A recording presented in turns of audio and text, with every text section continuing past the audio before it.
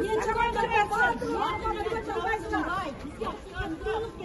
Çizdik gerek. Doktor, hakikat çeçim.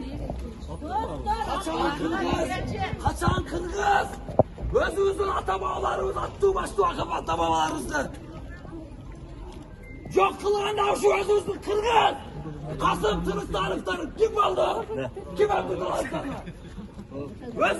Özümüz çok kıldık. Bölüm devre. Bütün birlikte güçlü Kırgızstan'ız. Egemendir elbet. Erkin oy fikrimizni aytqanda hukukumuz var. Bugün talap kılganga, erkin yetkizgenge hukuktu.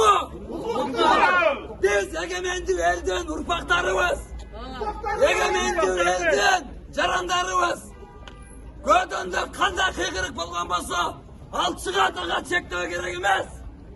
Hakikat çekin! Kırgızstan!